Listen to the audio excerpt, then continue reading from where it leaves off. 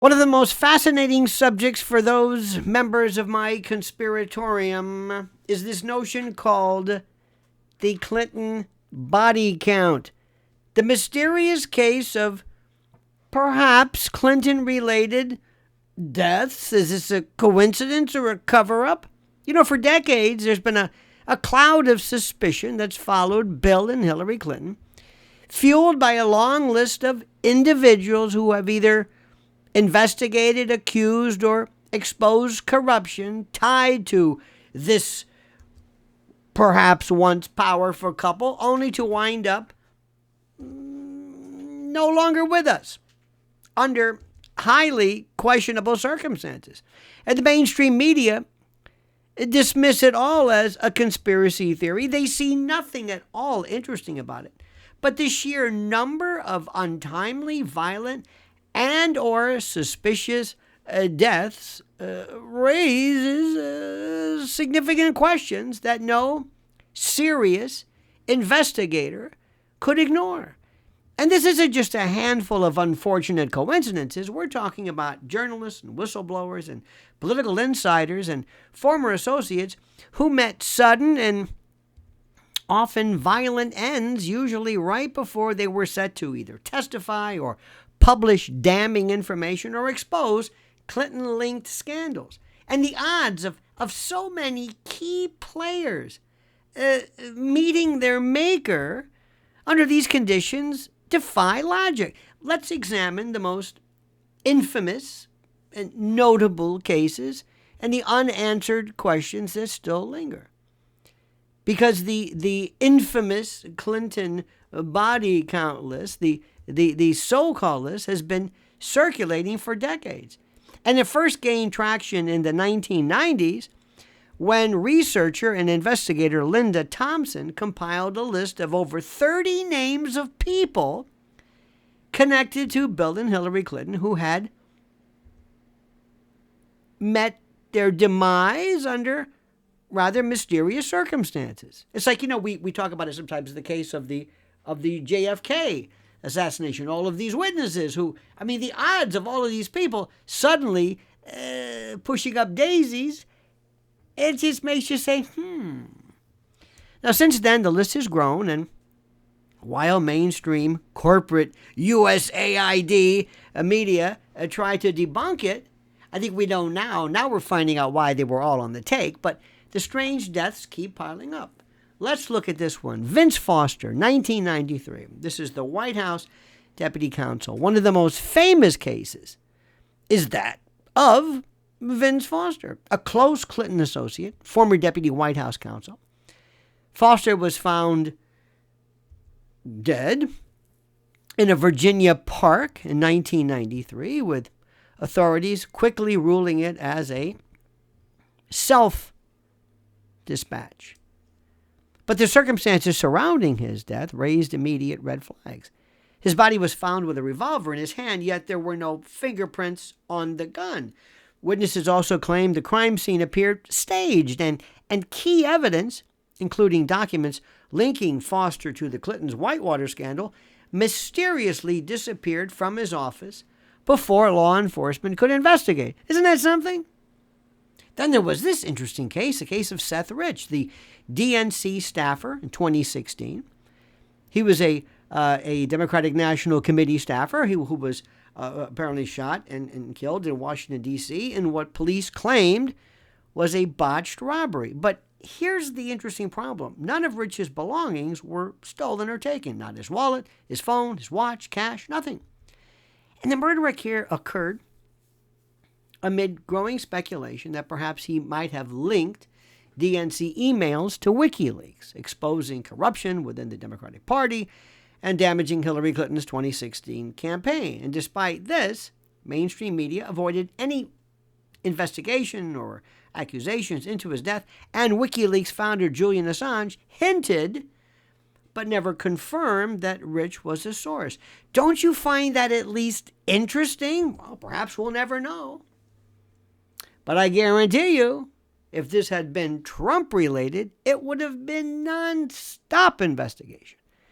Sean Lucas, the DNC lawsuit process server, Sean Lucas, a process server, was involved in delivering a lawsuit against the DNC for rigging the primary against Bernie Sanders. A few weeks later, he was found no more in his bathroom. The cause of death was later ruled as an accidental drug overdose, but skeptics questioned the timing and circumstances of his sudden passing. Again, is it not interesting? You tell me. Is it worthy of a I don't know. You tell me. If this were Trump, well, you get the point. Ron Brown, 1996, the Clinton Commerce Secretary. Ron Brown, Secretary of Commerce, was killed in a plane crash in 1996. And while officially ruled an accident, an autopsy reportedly revealed a gunshot wound in his skull. And Brown was under investigation for corruption at the time and had allegedly expressed fears that he might be assassinated. Then, of course, Jeffrey Epstein, 2019. I don't even have to tell you about this. Jeffrey Epstein's connections to powerful elites, including the Clintons, are well documented. His infamous Lolita Express flights allegedly transported some of the world's most influential figures to his private island, where he was accused of running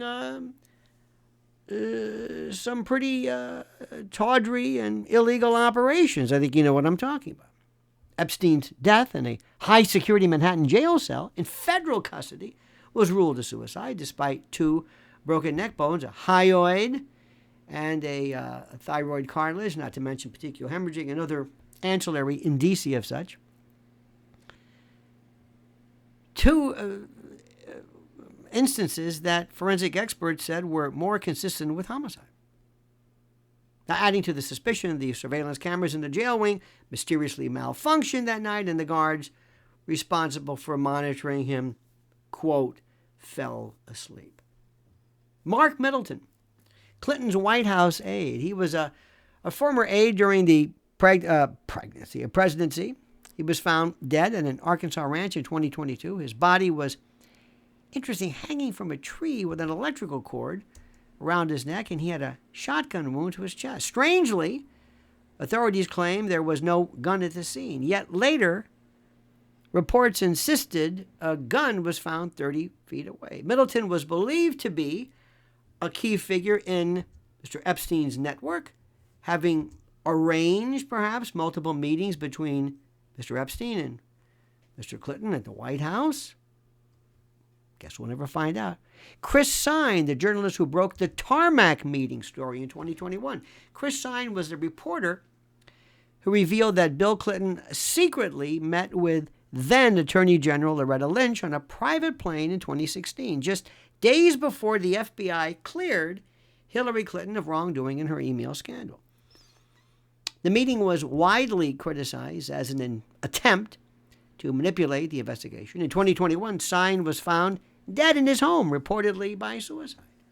Gary Webb, the journalist who exposed CIA drug trafficking, 2004, although not directly tied to the Clintons, investigative journalist Webb was a threat to the deep state. He exposed how the CIA was involved allegedly in drug trafficking to fund covert operations, leading to major political embarrassment for political figures. Mr. Webb was found dead with 2 gunshot wounds to his ruled a suicide. How does someone do this? Shoot themselves in the head twice? People do not know. It doesn't seem to make any sense. And these are the bases, these are the allegations that cause people to wonder. Now let's talk about the pattern. Sudden, convenient, uninvestigated deaths. Time and again, those who investigate, expose, or become inconvenient to powerful elites seem to meet tragic and untimely ends. And these aren't just obscure figures. Many of them had direct ties to the Clintons, working in their inner circle, or were involved in major investigations that could have led to damaging revelations. Critics argue that it's all just conspiracy. Well, that's incorrect. It probably was a conspiracy, a confederation of 2 or more guilty people. I don't think that's the word. They mean wacky conspiracy theories.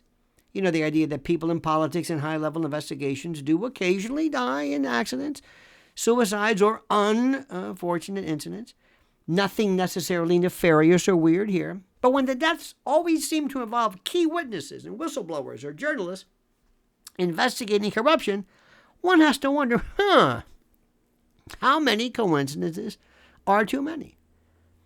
And why haven't the mainstream media investigated? One of the most glaring aspects of this story is the complete lack of real journalistic curiosity from mainstream media. Networks like CNN and MSDNC and the New York Times, now perhaps, maybe we find out, maybe, who knows, they could have been on a USAID payroll. Who knows? I mean, is that out of the question? Who knows, my friend? But it's just, it's amazing how quick they are to dismiss any suggestion of foul play as, quote, far-right conspiracy theories, without even truly investigating the bizarre circumstances surrounding the deaths. Meanwhile, if a Republican is involved in the slightest scandal, or if Donald Trump were involved, the media would go 24/7, wall-to-wall, nonstop. Is this the deep state or shadow government protection racket? If there's one thing that's clear, it's that powerful elites protect their own.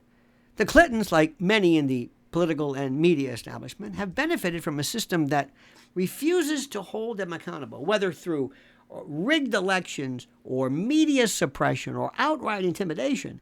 The truth has been buried, literally, figuratively, time and time again. But here's the thing. The American people aren't buying it anymore.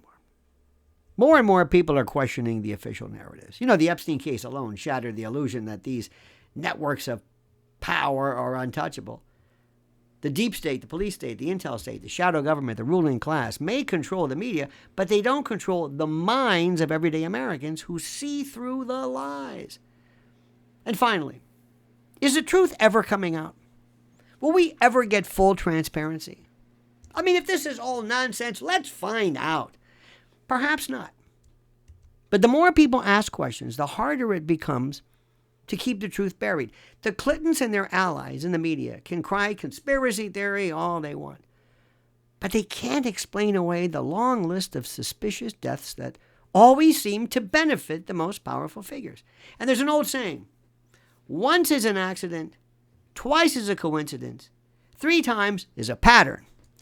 And when it comes to Clinton-linked happenstance, tragedy, and the like, we're far past coincidence.